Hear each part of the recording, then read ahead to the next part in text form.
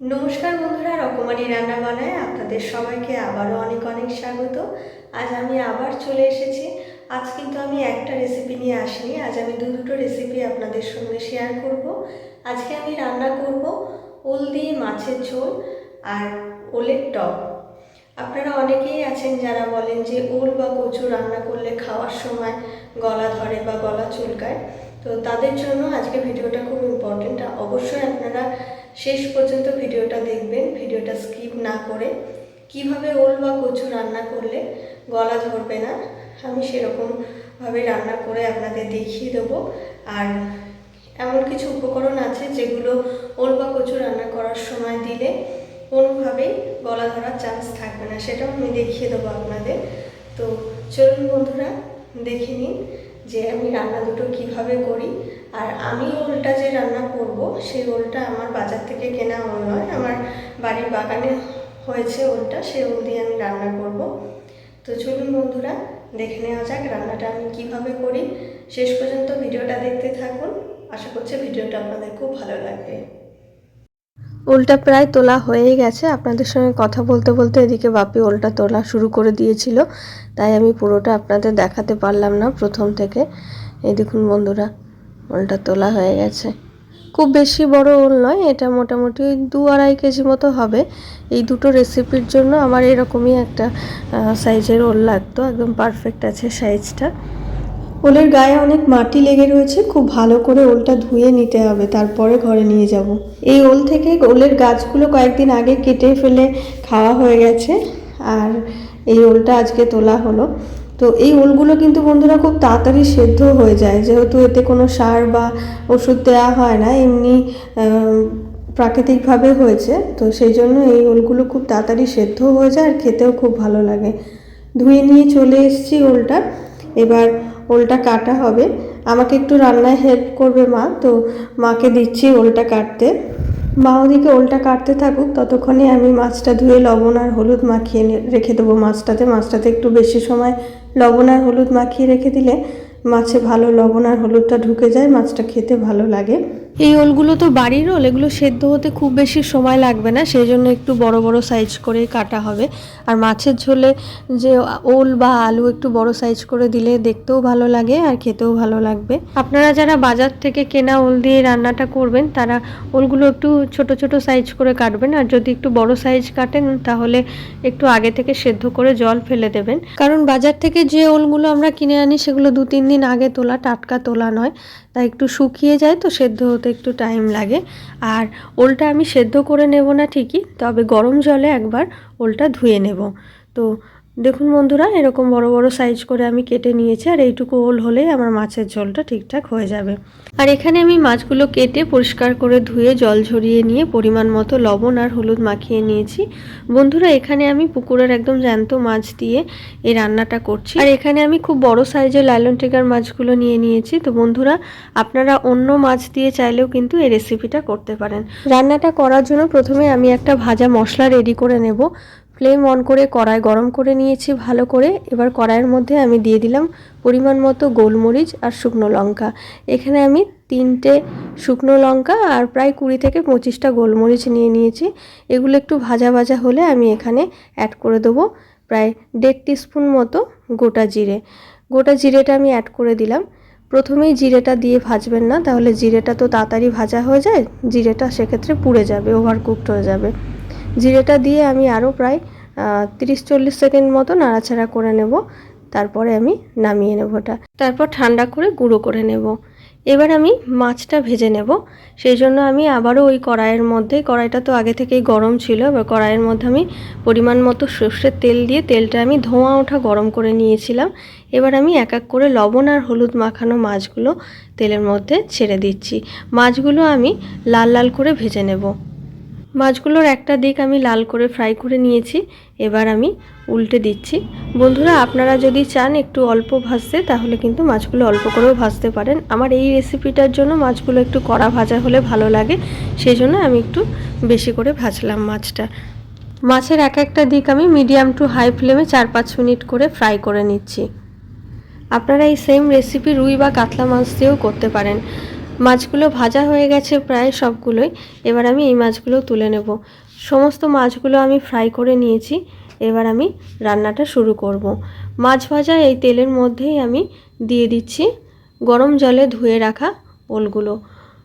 বন্ধুরা, আপনারা যখন এই রেসিপিটা বাড়িতে ট্রাই করবেন, যদি ওলটা সেদ্ধ করে জল ফেলে দিয়ে তারপর রান্না করেন তাহলে তো ঠিক আছে।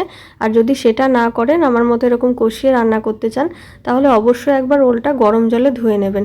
সেটা টাটকা ওল হোক বা শুকনো ওল হোক বা বাজার থেকে কেনা ওল হোক।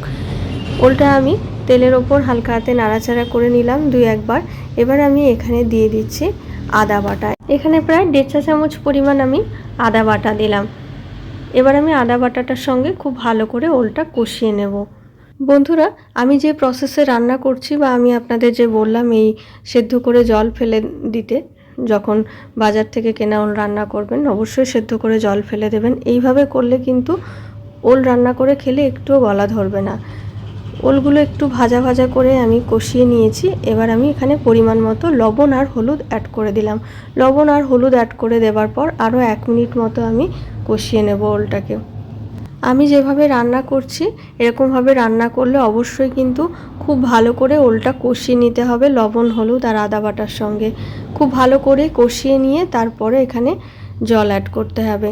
যদি প্রথমেই খুব ভালো করে না কষিয়ে জল অ্যাড করা হয় তাহলেই কিন্তু গলা ধরবে। দেখুন বন্ধুরা, খুব ভালো করে আমি কষিয়ে নিয়েছি ওলটা। এবার এখানে আমি পরিমাণ মতো জল দিয়ে দিলাম। এবার আমি ঢাকা দিয়ে মিডিয়াম ফ্লেমে প্রায় 4 থেকে 5 মিনিট মতো রেখে দেব ওলটা সেদ্ধ হওয়ার জন্য। আমি ওলটা সেদ্ধ করে নিয়েছি। 4-5 মিনিট আমি ঢাকা দিয়ে রেখে দিয়েছিলাম। আপনাদের একবার আমি দেখিয়ে দিচ্ছি ওলটা কেমন সেদ্ধ হয়েছে। আর ইন বিটুইন আমি এর মধ্যে 2-3টে কাঁচা লঙ্কা অ্যাড করে দিয়েছি। দেখুন বন্ধুরা, কত সুন্দর ওলটা সেদ্ধ হয়ে গেছে, আপনারা তো দেখতেই পাচ্ছেন। আমি কিন্তু আগে থেকে ওলটা সেদ্ধ করে নিই, এই জন্যই আপনাদের বলেছিলাম না ওলটা খুব তাড়াতাড়ি সেদ্ধ হয়ে যাবে। এবার আমি এখানে ভেজে রাখা মাছগুলো অ্যাড করে দিলাম। মাছগুলো খুন্তি দিয়ে নাড়াচাড়া করে একটু ঝোলের মধ্যে ডুবিয়ে দিচ্ছি, যাতে মাছের মধ্যে তেল ঝাল মশলাটা খুব ভালোভাবে ঢুকে যায়। মাছগুলো আমি খুন্তি দিয়ে একটু ভালো করে ঝোলের মধ্যে ডুবিয়ে দিলাম। এবার আমি এখানে অ্যাড করে দিচ্ছি তেঁতুল জল। এখানে আমি প্রায় 1.5 টেবিল চামচ মতো তেঁতুল জল অ্যাড করলাম। তেঁতুলটা আমি আগে থেকে ভিজিয়ে রেখে দিয়েছিলাম, সেটা ছেঁকে নিয়ে তারপরে এখানে দিলাম। অবশ্যই আপনারা বন্ধুরা এই টিপসটা ফলো করবেন, তাহলে কিন্তু ওল বা কচু রান্না করলে আর কোনোটাই গলা ধরবে না। এইটা আপনারা কচু রান্না করার সময়ও করতে পারেন। আর আমি তো ওল দিয়ে করলাম, দেখিয়ে দিলাম এটা আপনাদের। এবার আমি ভেজে রাখা মশলাটা, প্রথমে যে মশলাটা ড্রাই রোস্ট করে নিয়েছিলাম আমি, সেই মশলাটা আমি গুঁড়িয়ে রেখেছিলাম, সেই মশলাটা এখানে আমি পুরোটাই অ্যাড করে দিলাম। এবার একটু নাড়াচাড়া করে নিয়ে ফ্লেম অফ করে দেবো। ভাজা মশলাটা তো আগে থেকেই কুক হয়ে আছে, তাই ভাজা মশলা দেওয়ার পর আর খুব বেশি সময় তরকারিটা ফোটানোর দরকার নেই। এবার আমি ফ্লেম অফ করে সার্ভ করে দেব। ওল দিয়ে মাছের ঝোল তো আমার রান্না হয়ে গেল। এবার আমি রান্না করব ওলের টক। প্রথমে আমি এখানে ওলের টক রান্না করার জন্য ওল নিয়ে নিয়েছি, আর এরকম ছোট ছোট টুকরো করে আমি ওলগুলো কেটে খুব ভালো করে ধুয়ে জল ঝরিয়ে নিয়েছি। ওলের টক রান্না করার জন্য প্রথমে আমি ওলটা সেদ্ধ করে নেব। ফ্লেম অন করে কড়াইতে পরিমাণ মতো জল দিয়ে জলটা আমি হালকা গরম করে নিয়েছি। এবার ওলগুলো আমি জলের মধ্যে দিয়ে দিলাম। এবার ঢাকা দিয়ে 3-4 মিনিট আমি ফুটিয়ে নেব, তাহলে ওলটা সেদ্ধ হয়ে যাবে। ওলের টক রান্না করার ক্ষেত্রে কিন্তু অবশ্যই বন্ধুরা ওলটা সেদ্ধ করে জলটা ফেলে দিতে হবে আগে। ওলটা সেদ্ধ হতে থাক, ততক্ষণে আমি আপনাদের দেখিয়ে দিই আমি কি কি এখানে নিয়ে নিয়েছি ওলের টক রান্না করার জন্য। প্রথমে আমি নিয়ে নিয়েছি সর্ষের তেল, খুব কম পরিমাণে লাগবে। আর এখানে আমি খানিকটা তেঁতুল এরকম ভিজিয়ে রেখে দিয়েছি। আর এখানে নিয়ে নিয়েছি পরিমাণ মতো লবণ আর হলুদ। আর ফোড়নের জন্য নিয়ে নিয়েছি একটা শুকনো লঙ্কা আর সর্ষে। এখানে আমি কালো সর্ষে দেব ফোড়নে। আর এখানে আমি সাদা সর্ষে বেটে নিয়েছি, ওই 1.5 চা চামচ পরিমাণ বেটে নিয়েছি সাদা সর্ষে। আর এখানে পরিমাণ মতো চিনি নিয়েছি। এখানে আমি সাদা সর্ষে বাটা নিয়েছি, আপনারা চাইলে কিন্তু কালো সর্ষে বাটাও নিতে পারেন। এবার দেখে নেব ওলটা সেদ্ধ হয়েছে কিনা। এই যে দেখুন বন্ধুরা, ওলটা খুব ভালোভাবে সেদ্ধ হয়ে গেছে। এবার আমি ওল থেকে এক্সট্রা জলটা ঝরিয়ে নেব। ওলের টক রান্না করার সময় কিন্তু বন্ধুরা অবশ্যই আপনারা ওলটা সেদ্ধ করে নেবেন আগে থেকে, কারণ তেঁতুলের টক দেওয়ার পর কিন্তু ওলটা আর সেদ্ধ হতে চাইবে না। আবারও ফ্লেম অন করে কড়াই গরম করে কড়াইয়ের মধ্যে আমি 2 চা চামচ পরিমাণ সর্ষের তেল দিয়ে তেলটা খুব ভালো করে গরম করে নিয়েছি। এবার তেলের উপরে ফোড়ন দিয়ে দিলাম একটা শুকনো লঙ্কা আর হাফ টিস্পুন মতো কালো সর্ষে। শুকনো লঙ্কাটা আমি একটু ভেঙে নিয়েছি। ফোড়নটা আমি খুব ভালো করে ভেজে নিচ্ছি। ফোড়নটা থেকে খুব সুন্দর একটা অ্যারোমা বেরিয়েছে। এবার আমি এখানে দিয়ে দেবো সেদ্ধ করে রাখা ওল। ওলটাও আমি খুব ভালো করে তেলের ওপর নাড়াচাড়া করে নেব। তার আগে এখানে অ্যাড করে দেব পরিমাণ মতো লবণ আর পরিমাণ মতো হলুদ। ফ্লেমটা আমি হাইতে করে নিয়েছি। হাই ফ্লেমে আমি ওলটা সমস্ত কিছুর সঙ্গে খুব ভালো করে ফ্রাই করে নেব। একটু লাল লাল হয়ে এলে এখানে আমি তেঁতুল জলটা অ্যাড করব। দেখুন বন্ধুরা, ওলটা কিন্তু খুব ভালো করে ফ্রাই করা হয়ে গেছে, লাল লাল হয়ে এসছে অনেকটা। তো এবার আমি এখানে অ্যাড করছি তেঁতুল জল। আমি এখানে পাকা তেঁতুল দিয়ে এই ওলের টকটা করছি। আপনাদের কাছে পাকা তেঁতুল না থাকলে কাঁচা তেঁতুল দিয়েও কিন্তু আপনারা করতে পারেন। সেক্ষেত্রে কাঁচা তেঁতুলটাও একটু সেদ্ধ করে নিয়ে সেটা এখানে অ্যাড করতে হবে। তেঁতুল জলটা তো এখানে অ্যাড করা হয়ে গেল। এবার আমি খুব ভালো করে তেঁতুল জলের মধ্যে ওলটা ফুটিয়ে নেব। ফ্লেমটা আমি হাইতেই রেখেছি। আর সেই সঙ্গে এখানে অ্যাড করে দিলাম পরিমাণ মতো চিনি। চিনিটা অবশ্যই আপনারা যেমন মিষ্টি খাবেন বা যেমন টক খাবেন সেই বুঝে দেবেন পরিমাণ মতো। আমি খুব বেশি দিলাম না, কারণ এটা একটু টকটকি খেতে আমার ভালো লাগে। খুব ভালো করে আমি ফুটিয়ে নিয়েছি। টক জল দেওয়ার পর প্রায় আমি আরও 2-3 মিনিট মতো ফুটিয়ে নিয়েছি হাই ফ্লেমে। এবার আমি এখানে সাদা সর্ষে বাটাটা অ্যাড করে দিলাম। সর্ষে বাটা দেওয়ার পর আর খুব বেশি সময় ফোটাবো না, একটু নাড়াচাড়া করে প্রায় 20-30 সেকেন্ড পরেই আমি ফ্লেমটা অফ করে দেব। ওলের টকটা তো আমার রেডি হয়ে গেল বন্ধুরা। এই পর্যায়ে আপনাদের একটা কথা বলে রাখি, ওলের টকটা কিন্তু কখনোই গরম গরম খাবেন না। গরম গরম খেলে কোনো স্বাদ পাবেন না। একটু ঠান্ডা হলে তারপরে ওলের টকটা খাবেন। গরম গরম খেলে কিন্তু ওলের টকটা খুব একটা ভালো লাগবে না। দেখুন বন্ধুরা, এরকম দেখতে হয়েছে ওলের টকটা, খুব সুন্দর দেখতে লাগছে দেখুন। আর একদম পাতলা হয়েছে। দেখিয়ে দিই আপনাদের একবার। এই দেখুন বন্ধুরা, এরকম পাতলা হয়েছে। আপনারা অবশ্যই একবার বন্ধুরা বাড়িতে এইভাবে ওলের টক বানিয়ে খেয়ে দেখবেন, আপনাদের খুব ভালো লাগবে। বন্ধুরা, আপনারা তো দেখলেন কিভাবে আমি ওল দিয়ে মাছের ঝোল আর ওলের টক রান্না করলাম।